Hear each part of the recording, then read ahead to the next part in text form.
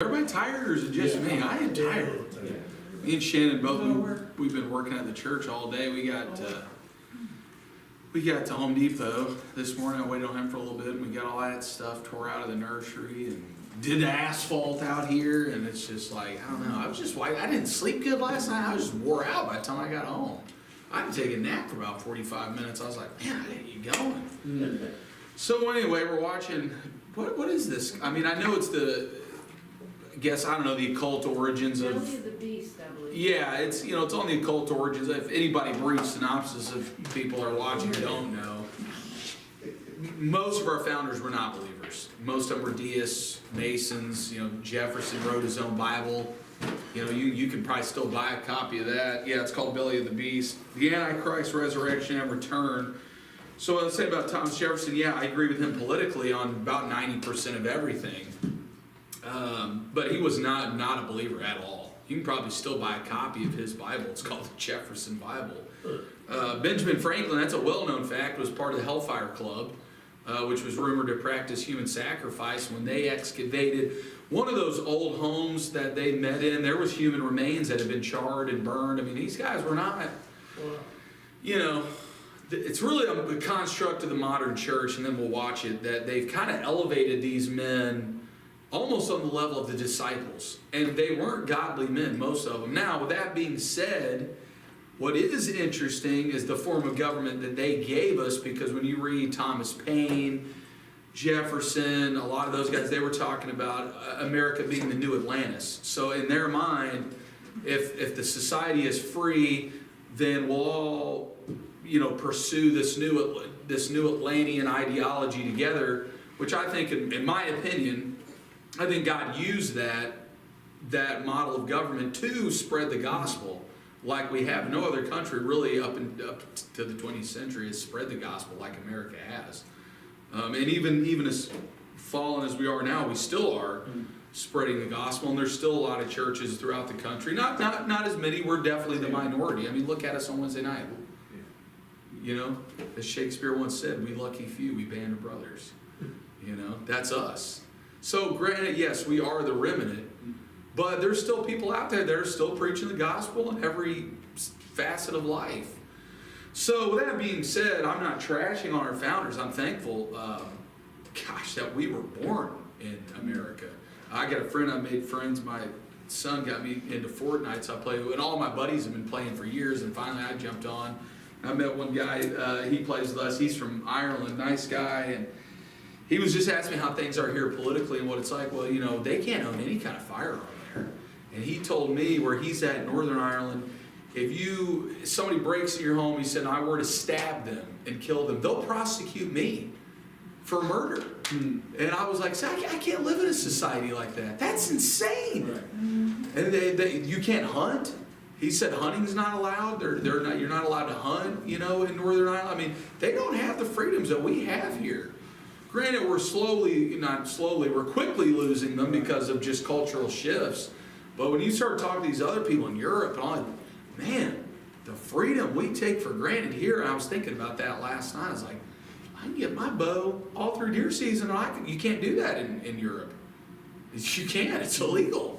I mean, it's just regulation after regulation just compounded on them constantly for it's like they got to have a permit to breathe.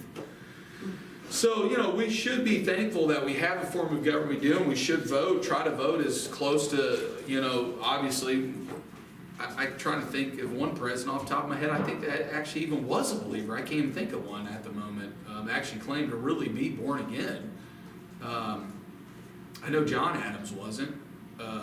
Samuel Adams was, his brother, was a believer, but there might be one or two presidents, if I really stop thinking about it, they've actually really been believers. 100% sold out for Christ. Very few, maybe one or two that I can think of. But anyway, let's watch this, and it's called The Belly of the Beast. I don't know if we can put that on the website or something. We'll figure something out. But if y'all got any questions, y'all want Shannon to stop it, Phil, just raise your hand or something. We'll stop it, All right, Shannon, go ahead and start that. We'll turn on the lights. Continuing on the trail of occult rituals of our great nation, we find a bizarre series of events, including pedophilia and a strange archaic practice known as spirit cooking. These events have made the headlines through the Clinton Podesta email leaks. Once again, we find high levels of government-sponsored occultists exercising Crowleyan magic, leaving their marks on society with things that are so profane, we couldn't believe it had we not had substantial red-handed proof. As soon as spirit cooking entered into the public eye, photos were leaked showing a wide range of high-profile guests involved in these cannibalistic dinner parties. Marina Abramovic has made many rounds with celebrities and politicians as a type of spiritual guru or witch who is said to have some type of radiant energy she can impart by gazing into one's soul. It's not shocking that she has ties to Hillary Clinton, who some claim is a practicing witch and necromancer, and possible channel for Hilarion. John Podesta, of course, his brother went to some rather bizarre spiritual types of activities that were very occultic, certainly demonic, I would argue, where blood and semen and breast milk and so forth were involved by this so-called performance artist, and this was well publicized in the last couple of years. Even in their own homes, the art reportedly is of a very unsavory flavor for the average person to behold.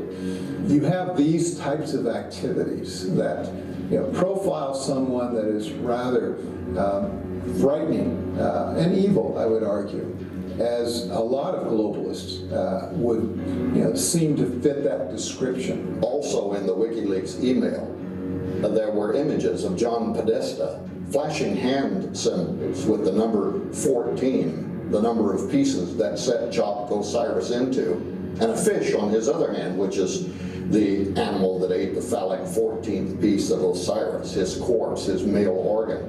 These are symbols that occultists directly connect to necromantic rituals that occultists like Aleister Crowley, Jack Parsons, L. Ron Hubbard, Freemasons, and evidently Hillary staffers employ during sex magic ceremonies for one purpose: to raise or to summon Osiris, Apollo, the spirit that the Bible says will be incarnate within the Antichrist. Whether it's seances in the White House from Lincoln to Reagan, maniacal rites of the elite, or even ritual-based observances sold to the public, America is truly fulfilling the ancient prophecies, leaving no stone unturned. But the great ritual of the ages that is yet to come is not only the pinnacle of high-level Freemasonry, but it is the capstone event, tying together the prophecies of the end of the age from all the major religions and belief systems. It is the ritual that would ignite the resurrection of the Antichrist. The raising of the Osiris will be the greatest harnessing of Luciferic energy the world has ever seen. And when Osiris rises, the end is near. Now, does everybody know who Jack Parsons was? When the Mason learns that the key to the warrior on the block is the proper application of the... So Jack Parsons was actually part of our rocket program with Werner von Braun. Werner von Braun, by the way, was a Nazi in World War II. He was brought over during Operation Paperclip, and they brought thousands of Nazi scientists over here right after World War II. So a lot of people, I don't know if they knew that. The CIA actually, 10 years ago, actually finally admitted that, declassified those documents, and were like, well, yeah, so what? We brought them over here. They were working on, we know they were working on time travel, a great book, The Brotherhood of the Bell talks about that. But Jack Parsons was a big follower of Aleister Crowley and used to personally meet with him, and he was using, I've known a couple of people that are witches, and they do practice witchcraft, and there is levels of witchcraft. You've got, your average person out there, they'll do Wiccan, and then you got people like Crowley that were doing things like the Abramelin working ritual, which most people claim they've never been able to get through. It takes like 9 months to even complete, 12 hours a day. And those are like those high level like sorcerers that Jack Parsons was involved in. And he's really open to talking about it, that he was trying to bring in, I gotta keep it PG, but he was trying, he was doing, we're all adults here, and trying to bring a an actual entity through a woman through these rituals and stuff. I mean, this is serious stuff. These guys really were into this stuff. So that was who was working on our rocket program. Yeah. We would continue. Of living power, he has learned the mystery of his crown. The seething energies of Lucifer are in his hands, and before he may step onward and upward, he must prove his ability to properly apply energy. Applying the seething energies of Lucifer is indeed what they had in mind as they built the city of DC as a massive Masonic ritual site, illuminated in the seasonal light of the Isis-Osiris star, Sirius, and filled with demonically charged architecture, idols, and magic street layouts, ultimately setting the table for the coming main event ritual, the raising of the final Osiris to rule the unified world kingdom. The goal of a unified world kingdom isn't anything new, and as a matter of fact, Bible prophecy foretold a specific order of kingdoms that would come leading up to the final kingdom of Antichrist. And as Solomon said, there is nothing new under the sun. You have to go back to Daniel's prophecy of the four kingdoms. There was Babylon, the Medes and Persians, Greece, and Rome. 4 world kingdoms prophesied. All of these played out exactly as it was foretold and was being fulfilled as Rome, the 4th kingdom on the list, was dominating the world while John was on Patmos. The Lord gave him the word to connect and pick up where Daniel left off. In Revelation 17:10 it says, "There are 7 kings, 5 are fallen and 1 is, and the other is not yet come. And when he comes, he must continue a short space." Each of the 7 kings have a kingdom associated with them. Daniel gives us 4 kingdoms. The 2 prior world kingdoms that took place before the time of his prophecy were Egypt and Assyria, which makes Rome the 6th kingdom of the 7 mentioned in Revelation 17. This kingdom was currently in power when the revelation was given to John. Rome was a political, religious superpower of that day. Rome had the spirit of Antichrist, which is also known as the spirit of Babylon. You see, they were persecuting the people of God and leading the culture into spiritual fornication through idolatry. Peter confirms this idea in his epistles when he writes them from the church at Babylon, while actually being in Rome. This was a replay of the past Babylonian system while foreshadowing the final system to come, all maintaining that great horse spirit of Babylon. Now the king that is yet to come is the one that will rule the prophesied 7th and final kingdom. This king will die by the sword according to Revelation 13. Simply put, this king will be assassinated and his death will be mourned worldwide. We're talking about a world political leader who has amassed unprecedented works in globalization and peace. One who has labored in bringing about change and breaking down the walls of political and religious division. So yes, when he is assassinated, the world will mourn his death.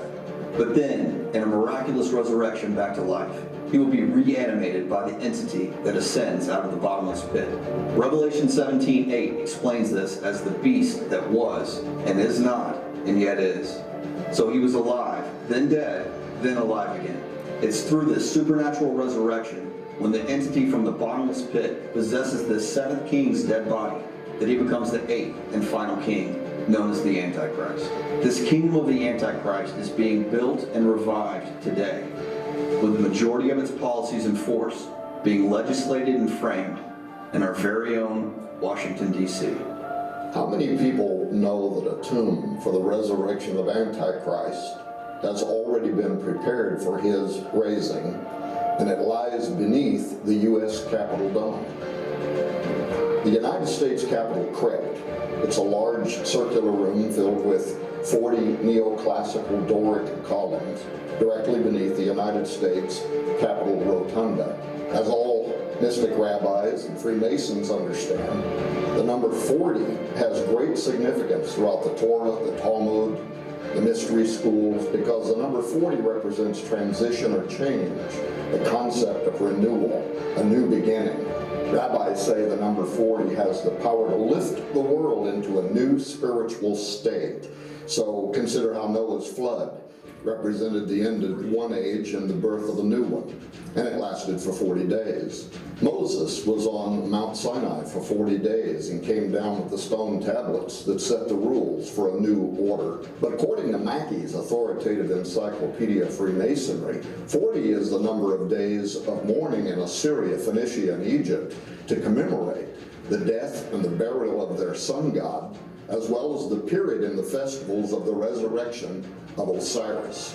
So consider that the U.S. Capitol crypt was built originally to offer a secret entrance to a coffer that they call Washington's tomb, that's stationed next to a repository of 13 statues of the National Statuary Hall collection. Of course, the number 13 is not coincidental. It's sacred to Freemasons as the number of Osiris and his future resurrection. Revelation 13:3 describes the head of the beast being wounded unto death. Then the whole world marvels when the beast is healed and rises from the dead. In this mockery of the death and resurrection of Christ, I suggest that the most fitting place on earth for the Antichrist body to lie in state will be in the tomb of Washington beneath the floor of the Capitol dome. Why? Because the rotunda of the dome is where deceased presidents, celebrated commanding officers, even celebrated private citizens, like recently the Reverend Billy Graham, lay in state beneath the magic 72 pentagrams and the apotheosis of George Washington, America's first Osiris, to be translated into the kingdom of Osiris. But until now, nobody has laid directly beneath the rotunda in the Capitol crypt that was, according to authoritative Freemasons, prepared for America's Osiris. There is therefore no other more appropriate place for a United States president or a celebrated global leader to be placed for viewing. It was prepared and has been in waiting specifically for the magic ceremony that will give rise to the beast of Revelation. On his death, Antichrist will be placed in this magic coffer designed by Freemasons, and the 33rd degree Scottish Rite members will come there to perform the raising ceremony. Through Masonic alchemy, presidential apotheosis, that is, the leader of the United States, America's Pharaoh, being transformed into a god within the Capitol dome or the womb of Isis in sight of the obelisk of Osiris, or the Washington Monument to those who Masons call profane, the uninitiated, actually began with America's first and most revered president, Master Freemason George Washington. In fact, Masons in attendance at Washington's funeral in 1799 cast sprigs of acacia or evergreen to symbolize both Osiris's resurrection and Washington's imminent resurrection in the realm where Osiris presides. Now, according to this Masonic enchantment, Osiris, Horus, was rising within a new president in D.C. as Washington took his role as Osiris of the underworld. Now, that's further assimilated and symbolized by the three-story design of the Capitol building. Freemasons point out how the Great Pyramid of Giza was made up of three main chambers to facilitate Pharaoh's transference to Osiris, just as the Temple of Solomon was a three-sectioned tabernacle made up of the ground floor, the middle chamber, and the Holy of Holies. The U.S. Capitol building is therefore designed with three stories: Washington's tomb, the crypt, and the rotunda, capped by a dome. Each floor has significant esoteric meaning regarding apotheosis, and the so-called tomb of Washington is empty, has been since construction. So we have to ask ourselves, why didn't they just clear this area out and use it if Washington was its intended corpse, but refused to use the facility? The official narrative is that a legal issue kept the government from placing Washington's body there. However, just as the tomb of Jesus Christ was emptied before his ascension, Washington is not in his tomb because he was never meant to be. He was the forerunner, the John the Baptist, sent to prepare the way for a Messiah, while he himself traveled to the home of Osiris. as depicted high overhead in the dome, in the womb of Isis, in the apotheosis of George Washington. When you visit Washington, D.C., and you tour the Capitol building, the religion and the beliefs of the founders and proliferators of this great nation are clearly depicted in the apotheosis of George Washington. As you look up into the underbelly of the Capitol dome, seeing the heaven that George Washington is entering into, there are absolutely no Christian symbols depicted whatsoever.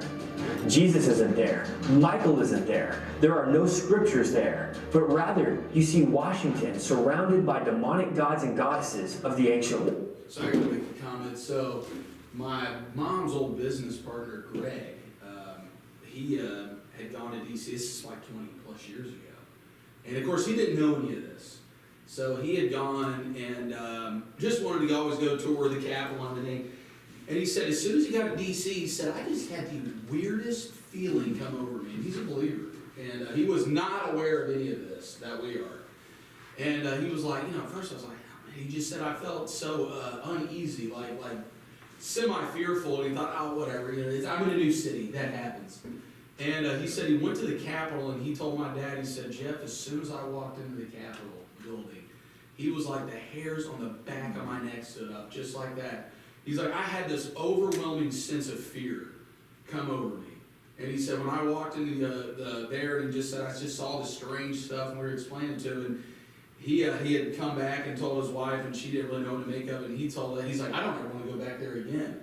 Wow. And so when you read in Daniel, what's interesting, which is the most easy book to venerate through the whole Bible, Daniel talks about these fallen angels, the prince of Persia being one. That was not the king of Persia, that was a fallen angel. Right. So he fasts and prays for 21 days. What happens?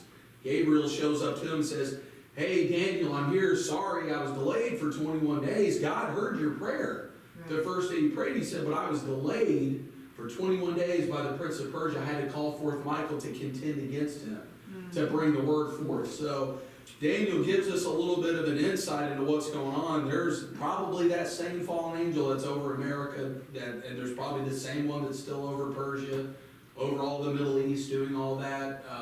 It talks about the one that moved over Alexander the Great, which Daniel prophesied his birth, his rise to power, and his death, and his kingdom being divided up to the four corners. 700 years, by the way, before Alexander the Great was even born. So, that's interesting. But I just thought, what we're seeing here is this is going to be, I believe Dad's been saying for years, I think he's right, is America is going to be the revised Roman Empire, which is what the Antichrist is doing.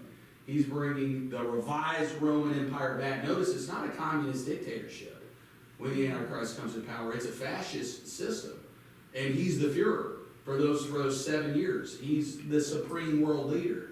Under communism, it's, like People's Republic of China, you got Xi Jinping, but he's got a lot of other guys that make decisions. Under fascism, it's usually got one supreme ruler, El Duce, as they call him, and then you got, maybe Paul might be my minister of whatever, John might be my minister of education, but I'm the final authority, so what I say goes. And that's what we're seeing playing out now. Anyway, keep going, sorry. Including Vulcan, of course, who Manly P. Hall says is the god that fills the Freemasons' hands with the seething powers of Lucifer. This is the heaven that George Washington is rising up into, inside the dome of the U.S. Capitol building. This is the heaven that the prominent founders believed in. Interestingly, the term apotheosis of George Washington literally means the deification or glorification of George Washington. He has been deified into the heavens of the old gods, the gods worshipped by our nation's founders and forerunners, the very gods indeed of the ancients who prophesied of this Western continent being the future philosophic empire of the world. In the context of the Capitol Dome and the 72 stars that circle Washington's apotheosis in the womb of Isis, the significance of that symbolism is very, very important because in sacred literature, including the Bible, stars are symbolic of angels. And within Masonic Gnosticism, 72 is the number of the fallen angels, or cosmocrators, reflected in the 72 conspirators that controlled Osiris's life in Egyptian myth. These are the same entities that currently administer the affairs of earth, according to experts in the study of the divine council, that believe that, beginning at the Tower of Babel, the world and its inhabitants were disinherited by the sovereign God of Israel and placed under the authority of 72 angels, which became corrupt and disloyal to God. But these beings quickly became worshipped on earth as gods following Babel, and they were led by Osiris, Apollo. So, consistent within the traditions, the designers of the Capitol Dome, the Great Seal of the United States, and the obelisk Washington Monument circled the apotheosis of Washington with 72 pentagrams, dedicated the obelisk 72 years after the signing of the Declaration of Independence, and placed 72 stones on the Great Seal's uncapped pyramid, above which the Eye of Horus, Osiris, Apollo stares. Those three sets of 72, combined with the imagery and occult numerology of the Osiris obelisk, the Isis dome, and the oracular Great Seal, are richly symbolic of the influence of Satan and his angels over the world, with a prophecy toward Satan's final earthly empire, the coming Novus Ordo Seclorum, or the new golden pagan age.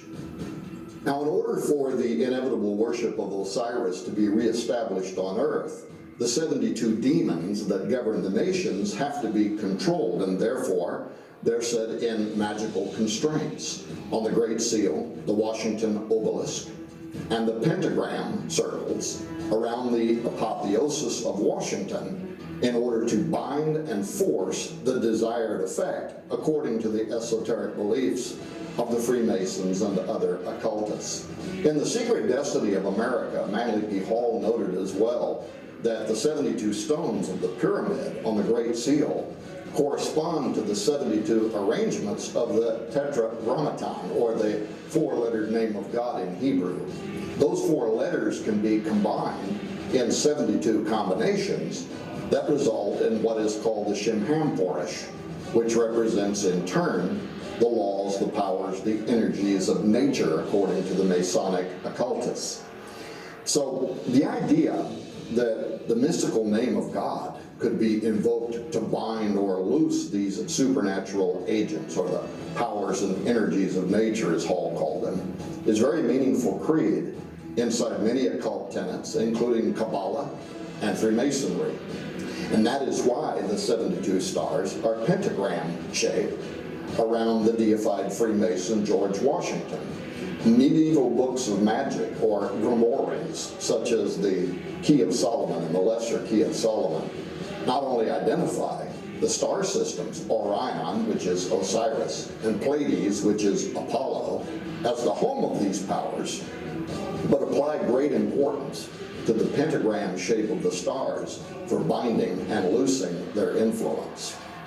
So the city of DC has been intentionally designed for occult rituals from the ground up, and it was strategically built with elements already in place for the resurrection ritual of the coming Osiris, the final world pharaoh. The unused crypt of George Washington, demonically charged with symbols and magic, seems to be waiting for the dead body of the Antichrist to be placed, while the entity from the bottomless pit will be conjured up by the Freemasons to take possession of this king, right in the midst of the U.S. Capitol Dome, the womb of Isis. The table has been set for some time now, awaiting the final fulfillment of the ancient esoteric prophecies, as well as the biblical prophecies of the coming philosophic empire and its supernatural world king. It isn't by chance that the United States is heralding world peace and globalization, posing as a world superpower, forcing the spreading of democracy, the very political vision of the ancient mystic philosophers. There truly isn't a more fitting location or nation for this empire to be, and for the world king to rise from. So could it be that Washington, D.C. is the great whore of Babylon who sits on many waters? Revelation 17 says the whore is a city, and the many waters that she sits on are peoples and multitudes and nations and tongues. So I challenge you to show me one nation on earth that is made up of such multitudes of people, nations, and tongues, more so than the United States of America. This is the personification of the American creed, E pluribus unum, the one out of many. We are one nation, formed out of the vast and culturally diverse nations and tongues of the earth. Coupled together with the history, the rituals, and esoteric revival that has taken place on our soil, there is literally no place more fitting to be the fulfillment of the Whore of Babylon. The Whore of Babylon, that end-time city, also sits upon 7 mountains or 7 hills, according to Revelation 17. Most scholars point to Rome when considering the city on 7 hills, but perhaps they're looking at the wrong Rome. Washington, D.C. was not only built on the pre-American land known as Rome, Maryland, but was also built on 7 hills. A new Rome, a revived Roman Empire, fueled by the spirit of Babylon, that would influence and lead the world in the last days' worship of the beast, the 7th and final kingdom, to rule them all. The ancient pagan prophets and philosophers foretold of this great western continent that would lead the world in a last days philosophic empire, where the mystery occult religions would resurface into the mainstream. The secret societies have preserved and practiced these ancient esoteric beliefs. The deep state executes the agenda on the world stage. The rituals invoke the entities, bringing about an atmospheric change. All of this preparing the way for the great conjuring, the resurrection of Osiris, Apollyon, the final world king, the Antichrist. And this Luciferian secret destiny is undoubtedly being fulfilled right here in America, in the belly of the beast.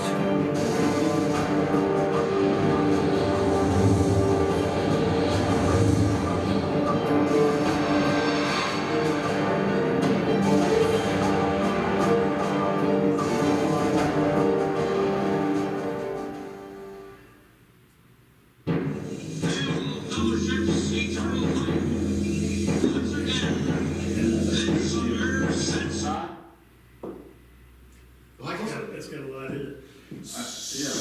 A lot to Say chew the on. least. So any questions? Colton, hit the lights for me. All right, I'm gonna take this off real quick. Phew, I'm about to burn up. So, like I was saying, I think that was a great way to put it, was that, that it's gonna be the revised Roman Empire, but with the spirit of Babylon. So you gotta understand, Rome controlled the entire known world at the time. In fact, what separated Rome even from Egypt, even from Persia, even from Alexander's, was really the way the Romans fought. You know, the way they would interlock their shields, and you know, they made really what they've said now, because I like to watch a lot of shows like on war and things like that. They said the gladius was actually probably the premier design of a sword. So when you go back to more of the Celtic era, you might have, I'm 6'1", you might have had a sword this tall. That's going to be hard for me to wield. So when they would fight in battle like that, you know, when they say you cleave a man, most time that meant they would hit you basically out here, and I would just cut you in half pretty much. And even if I didn't, I just cut you down here when you're done. I mean, you're combat ineffective, as they say in the military. I mean, you're not going to get up from that.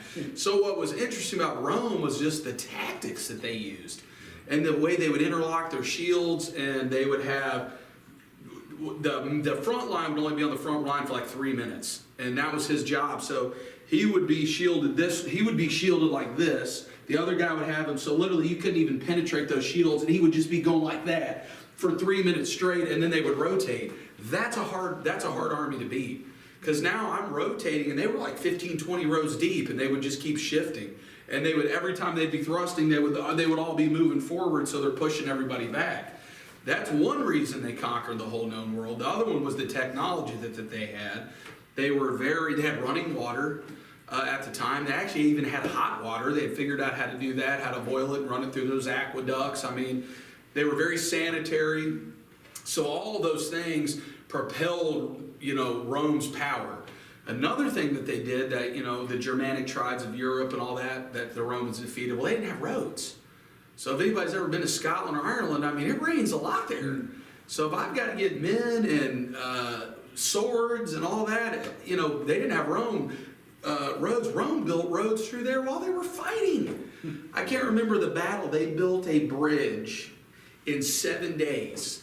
And I can't remember if it was in Germania at the time. I don't remember. It was in 7 days. They built this bridge to get hundreds of thousands of men across in like 5 or 7 days. And I'm talking drilled pylons 40 feet into the ground and built this bridge, crossed it, and then tore it down after they beat them. How do you beat an army like that? I just be like, you know what? We can't beat them, boys. Let's just join them. These Romans aren't that bad, you know, whatever. So, and what's interesting about Rome was when Paul, and it's just funny how the Lord works like that. So Rome projecting all this power throughout the entire known world, what did they do? They built roads. Paul was originally going to go where? He was going to go east to Asia, to Japan, to China.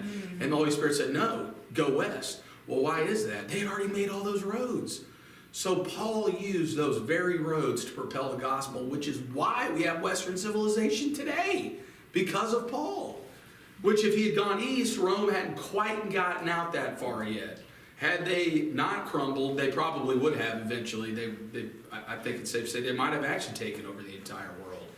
So I think it's interesting that when the Antichrist comes to power, which Daniel's prophesied as the last one, I believe the last empire, I think it was the feet of clay and bronze, I think. I have to go back and look again. Or is it iron? And remember he says, and they won't mix. Right. So that was talking about not only that, but it was the human Nephilim, it was the human and the Nephilim DNA coming together at the last days, which is what we're seeing. Which is all crazy. So, you know, just last week in the news, I was hearing that the Federal Reserve's now getting ready to roll out this digital currency, and they're talking about eliminating all cash. And I'm sitting here going, we have Bible prophecy unfolding right here. Right here in front of our eyes of what, you know what everybody's talking about? The freaking Super Bowl. Who cares? Who the heck cares? Yeah. Okay, so Exactly. They're like talking about the Super Bowl. I'm like, y'all realize, you know, we're about to be out of here. And everybody's like, I'm sorry, Patrick Mahomes wins again. Great. Guess what? I'm not going to have any more zeros in my bank account come Monday morning. It's sad to say. But that's what most people are talking about. They're talking about the Super Bowl. Taylor Swift. Who cares? Who the freak cares? It's like, you know, you need to be caring about where you're going to spend eternity. It's like Dad said, I'd rather everybody in here, when the rapture happens, we all go, than I'm, you know, jetting around on yachts and hanging out and all this, and we're, you know, and the rapture happens, and then it's literal. It's all hell starts breaking loose. But, you know, I mean, all we can do is just pray for people and share the gospel. I mean, to me, I think this is probably one of the easiest times to share the gospel, because I'm like, bro, you watching news? we got wars, we got rumors of wars. What did Jesus say in the last days? Earthquakes. Day 1 of 2024, Japan has a massive earthquake. Day 1, when I got up, I was like, whoops, well, here we go. I better just fasten my seatbelt, turn on that turbulence sign, because it's about to pop off. But, you know, most of the people just don't care. Their affections are here. And I'm not sitting here saying, let's all quit our jobs and just hang out and be like Peter, Paul, and Mary and, you know, don't worry. But no, we should go to work, you know, go to work, enjoy your life. I'm not sitting here saying be riddled in fear and clutching your AR-15. No, but I mean, if that does happen, and yeah, I mean, Jesus did say himself, a man doesn't have a sword, let him sell his cloak and buy one. I'm not sitting here saying, yeah, I'm just going to let, you know, fascist dictators just take our wives and kids. No, I mean, there's a time and a place for war. I think World War II being a prime example of that. You know, there was a lot of guys that were probably saved that came through that fine. You know, that God got them through it. God will sometimes, you know, war is inevitable, and God uses war to judge. I believe Hitler being one. He brought judgment upon them because of America. As you know, I mean, think about it. I mean, he was persecuting the Jewish people. And then, had we not gotten involved, he would have taken over all of Europe. I mean, that's a no-brainer. Britain just couldn't. Churchill, in fact, was pleading with Roosevelt for a year, asking America to please intervene. And when they took France, then they were like, okay, all right, this is getting bad. We got to do something here. They're about to take over all of Europe. So I have no doubt that God used America to judge Germany. Because those people were just as complicit. You know, not saying God doesn't love the German people, he did, but he's very clear that he will curse those who curse Israel and he will bless those who bless Israel. Which brings me back to Trump. which is really interesting. You know, he just got nominated for a Nobel Peace Prize for his Abraham Accords. The only president we have ever had that has recognized Israel, since they became a nation in 48, let me clarify, the only president that has recognized Jerusalem, that has recognized Jerusalem as the only, when he did that, I was like, all right, we're close. We're close. We're at the door. And then the Bible says that, you know, Jesus said, when you see these signs coming, I was just reading that today, he said, know that it is close, it is even at the door. Well, what does that mean? If he's at the door, that means his hand's on the knob, he's getting ready to turn it and be like, hey, let's get out of here. So we need to be prepared. And again, we don't have to be afraid. I was listening to, I love REM, they're one of my favorite bands. And I was listening to The End of the World as We Know It, and I was like, I love the part when he talks about, you know, he says, I'm feeling pretty psyched, and he's talking about all the crap that's happening, all the wars. I'm like, I'm stoked for it. I was like, we know how it ends. We know how it ends. We're out of here. Now, if I was an unbeliever, seeing all this going on with Ukraine, all this going on in Israel, you would think, I'd be like, you know, I knew this crazy tree guy like 20 years ago was telling me this kind of stuff was happening. You know, maybe I should, read this Bible, you know. But I mean, you would think that, but see, as believers, we know how it ends. The Antichrist is only in power for 7 years, and that's it. That's Tango 6 for him, which is interesting. He's actually not mentioned at the Great White Throne of Judgment. I just went back and read it again. He's already in the lake of fire. The only two people mentioned in the lake of fire before the Great White Throne of Judgment are the beast and the false prophet. So that's a whole nother, I could do a 4-hour podcast on that, why I think that is. But I'll give you a brief synopsis. I don't think he's a human being. I think he's a Nephilim hybrid. This is exactly what I think he is. And I can tell you why from the scripture. When God in the Garden of Eden told Satan, I'll put enmity between your seed and the seed of the woman. Let's back up. What are you talking about? Satan has seed. What does that even mean? Well, we know the fallen angels have an ability to procreate. So Jesus did not die for the Nephilim. They were damned, cursed from the beginning. The beast and the false prophet are not mentioned at all at the Great White Throne of Judgment when the books are open. In fact, it says they're casting out darkness in the lake that burneth the fire where the beast and the false prophet are. So they just went right there. Because the people that are at the Great White Throne of Judgment are human beings. Even the ones that took the mark, although I do think it's a genetic alteration. I think you're actually taking on DNA from Satan himself, is why I think, and the Bible says, you know, that they will seek death and it will flee from them. That's crazy. Man has been doing nothing but trying to escape death. And Revelation says it's the opposite. They will seek death and not be able to fight. It says, in fact, it says it'll flee from them.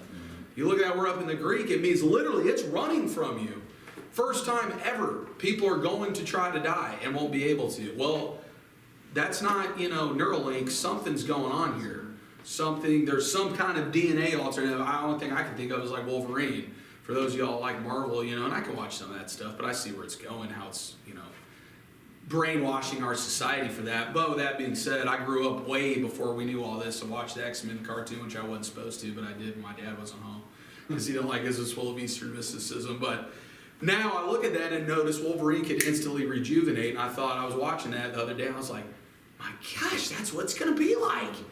You'll put a shotgun in your mouth and your head is just going to instantly heal back up, and you'll still be alive and conscious. So it's going to be a wild time. It is going to be, and we're already seeing some wild stuff happening. I mean, it's getting crazy, man. Like, I never thought, and I've been talking about this stuff for 20 years. I got into this when I was like 15. I started reading some of my dad's books. I went down the rabbit hole and never came back. And it's like now you're seeing it, the digital currency, the facial recognition technology. Elon Musk just successfully did Neuralink. Did y'all hear about that? The guy, he did the successful Neuralink implant into the guy's brain, and it's successful. What is that? So I'm not exactly sure how that works with the Neuralink thing. It's some type of biomechanically engineered microchip that goes into their brain, and of course, he's selling it as, he thinks within, a couple of years they'll actually be able to cure blindness.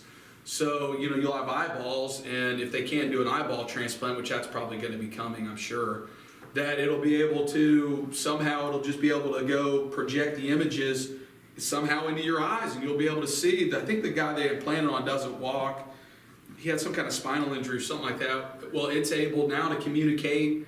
The electrical signals carry it through to his brain, so his brain sends it to his spine, but his spine's damaged. So the Neuralink, I guess, is a way as like acting as a bridge for that. Now he's actually starting to get mobility in his legs. Those are great things. I'm all for that. That's great. But if they have the power, which we know they have the ability to read thoughts, there's been lots of books on that. That was even in the 90s they were talking about that. Well, if they have the ability to read thoughts, and what's stopping them from erasing thoughts or implanting thoughts into my mind? That's a frightening thought. No pun intended. So, I mean, there's a lot going on. There's a lot of stuff going on. And it's exciting. And we should be excited, just like, yeah, you know what? The Lord's getting ready to come back. We're about to be out of here. I say, let's get this circus show on the road. I'm ready to pull this wagon out of town, baby. Let's go. That's what I say. You know, I'm over it here. I'm so over it here. I told my wife the other day, I was like, I am so over it here. Like, I don't understand this place anymore. So there's a great scene in the movie Seven, which I mean, I like those gritty crime dramas. That one was a little disturbing. But Morgan Freeman says something really interesting. He's a homicide detective, and Kevin Spacey plays the serial killer that's been killing these people according to the 7 deadly sins, you know, vanity and gluttony and all that. So he's in his office. The guy asks him, he goes, well, what are you going to do when you retire? Blah, blah, blah. You know, and he said, last night a man was walking in the park here and was robbed. He gave the man his wallet and they stabbed his eyes out. And he goes, I don't understand this place anymore. Like what he was saying was, you took his wallet. Why did you maim him? Like, what was the point even that? And so even in that movie was what, 20 plus years old? What he was saying was the level of violence in the culture was coming to a point where he's like, I don't even understand this.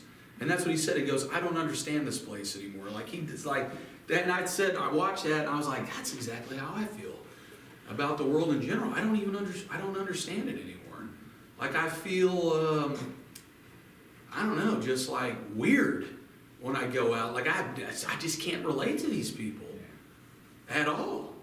And you know what, as believers, when you meet a lot of people that are really believers or really born again, they're all saying the same thing. They're like, I just don't feel at peace here anymore. Like you feel a constant, and I got a lot of, my one buddy just got out of prison. He was in prison for like 12 years straight. And he said, he was talking about it, you know, and he was like, you know, it's just a constant atmosphere of tension. I mean, like violence, just a drop of a hat can happen. And I said, you know what's funny is I feel that when I go outside, just this underlying tension of just, yes, like just something's gonna happen all the time.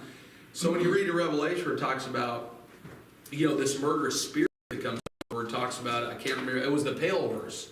And he said he's given a power, you know, to kill men with a sword and famine and all this. And then it goes on and talks about that people literally will be killing each other. Now, people just briefly read that and think, well, that's wars. No. When you read it, that means literal hand-to-hand combat, door to door. You're just sitting there after the church is gone eating dinner and whole families will just start stabbing each other to death. It's a whole spirit of murder that just moves forth. And then it talks about the wild beasts, bears, mountain lions literally eating people, just coming out of the woods devouring. Man, it's going to be wild. You do not want to be here. I mean, you do not want to be here. It's going to be a scene, man. You do not want to be here. So that's what I'm telling people, like, this is the easiest time ever to evangelize people. It's like, man, you can go down the list and just be like, you know, there's this ancient book. I tell people all the time when I do that. I pulled that from LA. I was talking to a guy a while back. I said, you know what's crazy, man? I said, there's this ancient book that I've been reading. And he was like, you know, doing drugs and stuff. He was like, oh, really? What is it? I was like, dude, it's wild, man. It's got all these crazy prophecies and predictions, something going on everything. It's prophesied. And he's like, what is this, dude? Can I get this from the library? I was like, yeah, you can. And he's like, what's it called? I said, it's the Bible. And he goes, really? He's like, that's in that? He's like, yeah. And he's like, dude, I had no idea, man. He's like, I'm going to start reading my Bible, dude. And like, that's what people don't even know. What is in it? It's amazing. All this stuff, Daniel, Revelation, it tells you exactly what is happening.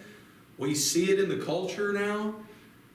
I mean, it's just amazing. Just turn on the news any time of day and you're like, what is going on? People, they have lost it. Yeah. And they have.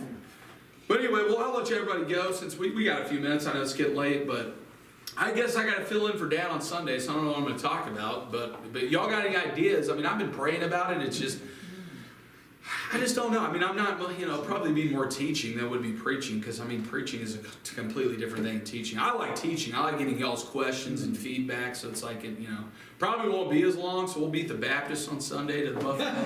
Number one, we're gonna have extended worship service. That's right. That's right. Go ahead, John. James, is there going to be a discipleship too, or are we just showing up for service? Yeah, I'll do discipleship on Sunday. She has a video set up for. Oh, we got video set up for Sunday. Beautiful. Yes, And yeah, we then have, I'll fill in next we week. have instructions. Wednesday, I can do, if y'all want to do maybe like an open thing for them on next Wednesday, we can do that. If y'all got questions, you can call me or text me throughout the We might week. have another video. Or we can do that too, and I can pause it and interject, for 10 minutes and drive everybody crazy, whatever y'all want to do. But yeah, Sunday will be fun. I've been praying about, something to talk about. It's just like, I don't know. Sometimes it's like I'm not a preacher, so it's kind of like, well, what do I even talk about? Might not know until Saturday. Sometimes you don't know. The Lord will just be like, you know what? Talk about that. It's something everybody's been going through. Like, oh man, I needed that. Yeah. So I want everybody to go out here tonight and be encouraged. Don't be afraid. We know how this thing ends. Overcome the world. Absolutely. So we've overcome. But you know what? Pray and ask the Lord to send people your way. Because I'm telling you, man, people are in, and then I promise we'll go, people are hurting. They are going through wild stuff, man. So it's like, just ask the Lord, send somebody my way that I can share the gospel. And that might be it. It might be at the gas station, Paul. You talk to a guy and you share the gospel. 6 months later, somebody comes out there and they reap the harvest, or you're the one that reaps the harvest. Most of the time, my experience has never been, I've never gotten the joy of really leading a lot of people, Lord. I get to plant a lot of seeds, and that's just how it is a lot of times. But don't be discouraged by that, because there could be people when you get to heaven that you talked to 20 years ago, forgot all about them. And they're like, man, Paul, I'm here because I met you at Disney World in 1995, and you shared the gospel with me, and they're there. So be encouraged. Just talk to people. Pray and ask the Lord to just help us let our light shine. Live it. And live it. Yeah, that's the biggest thing. Like my dad always said, you're probably going to be the only Bible most people will read. Which is true. But you know what? How many people might make it to heaven just because we were just faithful to the Lord? And they see that. I found out one of my friends told me the other day, and then we'll go, couldn't believe it. He just volunteered information. He's been watching our church service on Sunday. And I was like, what? Like, I was shocked. And he said, yeah, I've been watching your teaching too. And I was like, oh man. I was like, I had no idea. So you have no idea what they're watching, what they're going through. You don't have a clue. But anyway, I'll dismiss us in prayer. We'll all go home. Father, we just come to you in prayer. We just thank you for the stats. Thank you for our church and just everybody here, Lord. I just actually just give everybody a good rest of the week, Lord. Just a good, just restful weekend to come, and just a good day at church Sunday. And I just thank you for that, Lord, in Jesus' name. Amen. Yay. Yay. All right, let's go home.